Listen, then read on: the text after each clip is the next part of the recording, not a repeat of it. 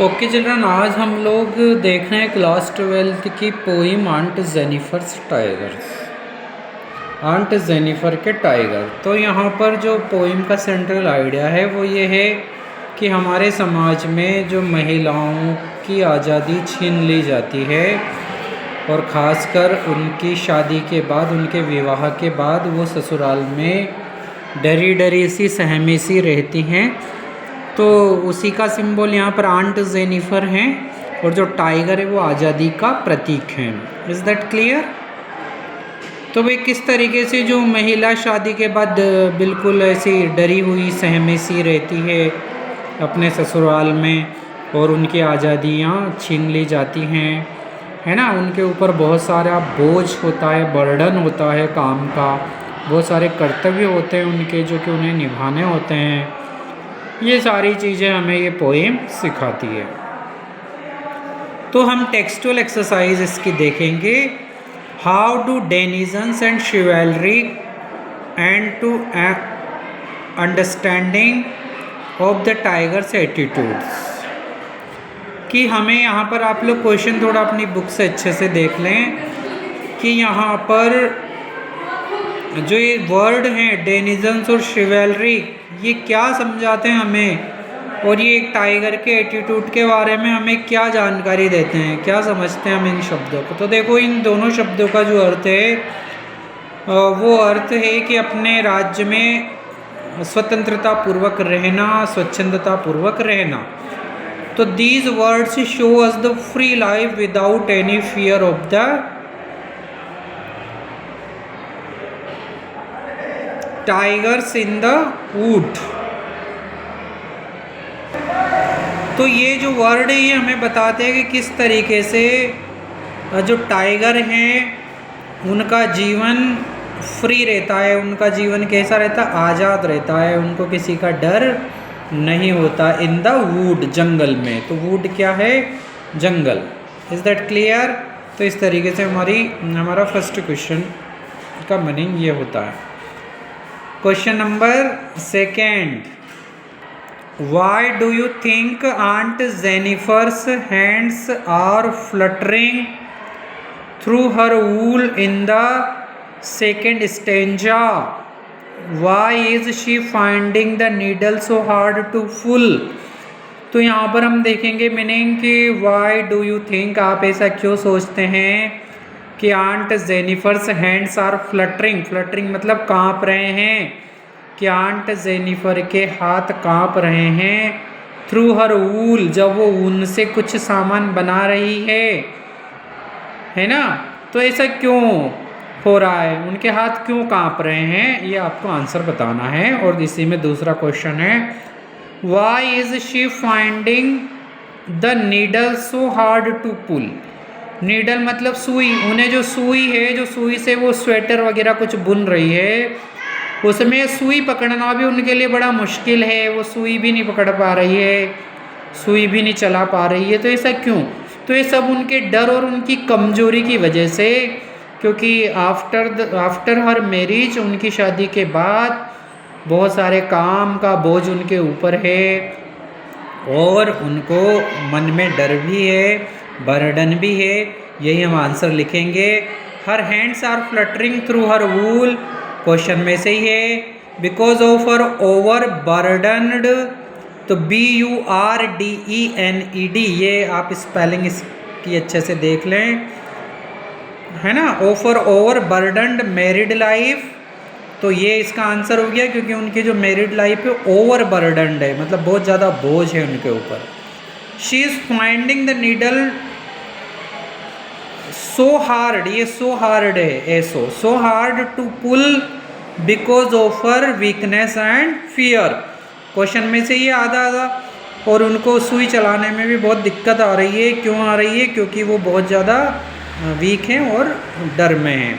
तो because of her weakness and fear. अब हम आएंगे question number third, what is suggested by the image massive weight of uncle's wedding band. Massive का मतलब होगा बहुत बड़ा, बहुत ज़्यादा। वेट मतलब वजन। अंकल्स वेडिंग बैंड मतलब जो उनके हस्बैंड ने, आंट जेनिफर के हस्बैंड ने जो उनको अंगूठी पहनाई शादी की, उसका यहाँ क्या तात्पर्य है। तो वो हमें बताती है कि जब से उनको अंगूठी पहनाई है शादी की, मतलब जब से उनकी शादी हुई है तब से उनके ऊपर बहुत वजन आ चुका है। इसी कारण से उस रिंग को मासिव वेट कहा है। मासिव वेट का मतलब बहुत ज़्यादा वजनदार होना। तो बहुत ज़्यादा वजनदार वो क्यों है, क्योंकि जब से वो रिंग पहनी, मतलब जब से उनकी शादी हुई, तब से उनके ऊपर बहुत ज़्यादा बोझ आ चुका है। तो it suggest that her life has become a burden, BURDEN, because of many duties and fear after her marriage, क्योंकि उनका जीवन बहुत ज़्यादा बर्डन से, बहुत ज़्यादा कर्तव्यों से, बोझ से दबा हुआ है, डर में है उनकी शादी के बाद, इसलिए उसको मासिव वेट कहा है। नेक्स्ट क्वेश्चन हम लोग देखेंगे, ऑफ व्हाट और whom is aunt Jennifer terrified with in the third stanza. Third stanza में आंट जेनिफर किससे डरती हैं, किससे डरी हुई है। टेरिफाइड मतलब डरा हुआ होना, भयभीत होना। तो she is terrified with ordeals of the society and families. Ordeals मतलब जो हमारे परिवार के नियम कानून हैं, रीति रिवाज हैं, उनसे वो दबी हुई हैं। समाज के, परिवार के जो नियम हैं फॉर अ मैरिड वुमेन। तो जो एक मैरिड वुमेन है उसके लिए जो परिवार के और समाज के जो नियम कानून हैं उनसे वो दबी हुई हैं। नेक्स्ट क्वेश्चन हम देखेंगे, what are the ordeals aunt Jennifer surrounded by. Aunt Jennifer कौन कौन से ऑर्डियल, कौन कौन से नियमों से घिरी हुई हैं। By why is it significant that the poet uses the word ringed. और यहाँ पर जो कवि ने वर्ड का यूज़ किया है रिंग्ड, इसका क्या महत्व है। What are the meanings of the word rings in the poem. और यहाँ पर पोइम में रिंग शब्द का क्या अर्थ है। So now see the answer. She is surrounded by many rules. वो बहुत सारे नियम कानूनों से घिरी हुई हैं। एंड रिस्पॉन्सिबिलिटीज़, और बहुत सारे दायित्वों से, उनके कर्तव्य भी हैं।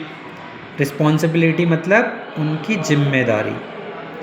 The word ringed gives us the meaning of boundation. तो यहाँ पर जो रिंग्ड वर्ड है हमें बाउंडेशन का मीनिंग देता है, बंधा हुआ होना।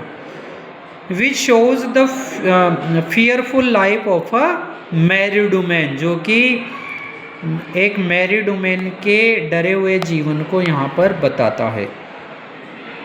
तो आप लोग अच्छे से इसको पढ़ेंगे, समझेंगे। क्वेश्चन नंबर 6,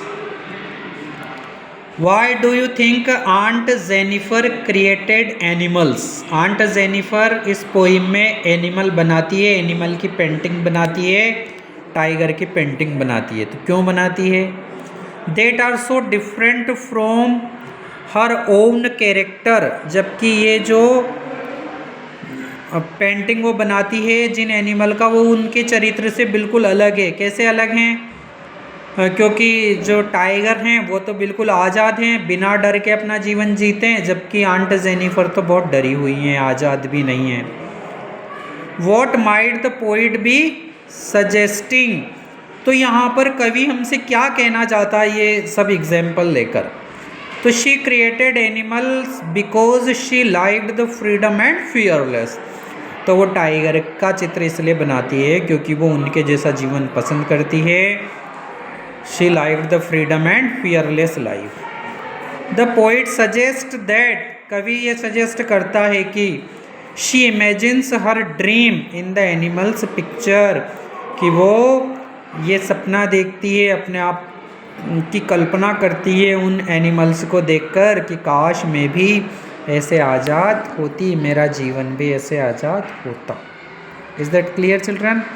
तो इस तरीके से यहाँ पर हम लोग ये जो पोइम है इसकी टेक्सटुअल एक्सरसाइज अच्छे से हिंदी में समझकर वी कैन लर्न इट।